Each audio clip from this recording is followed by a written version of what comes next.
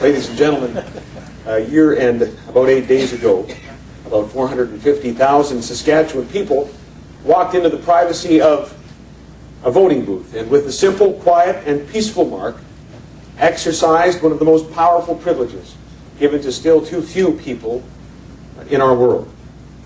They cast a ballot free of undue influence and free of coercion.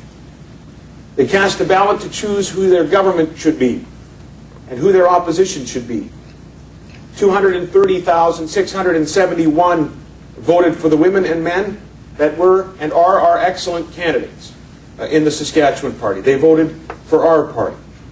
As for our new government, we are working hard every single day to serve all. Those that voted for our party, those that did not vote for our party, and those who didn't vote at all.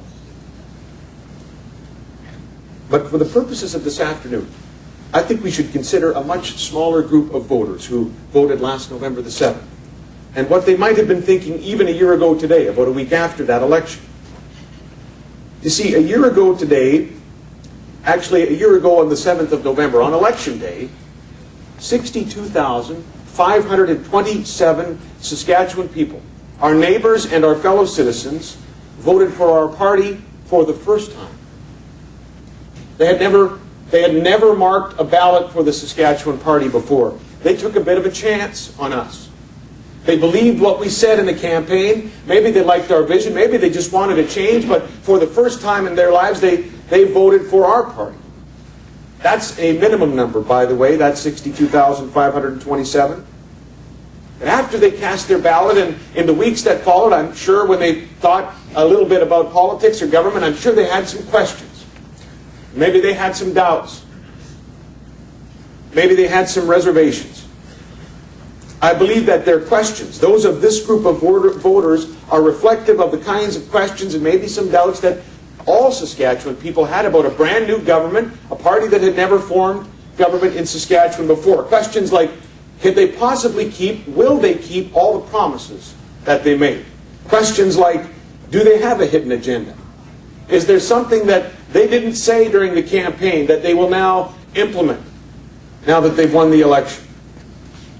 Questions like, will they be a good government? Will they simply be a solid government that reflects the values of Saskatchewan people, that will keep their promises, that would admit mistakes if they make them, that would be transparent, that would be the kind of government that has a vision that's worthy of the potential of our province?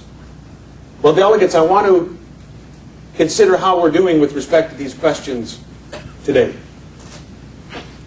1 year later, I am pleased to report with respect to that first group of questions about will they keep all their promises. I'm pleased to report 1 year later, that this party in government has kept almost 80 election promises in just a year.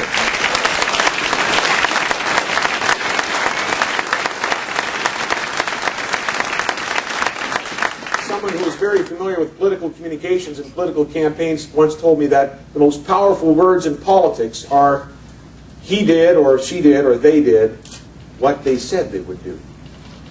Because even for those that may not agree with the things we're doing, there's going to be a certain credibility, a certain acknowledgement that, you know what, at least they're doing what they said they would do, what they campaigned on. I'm not going to run through all 80 promises here this afternoon, but consider some of these examples.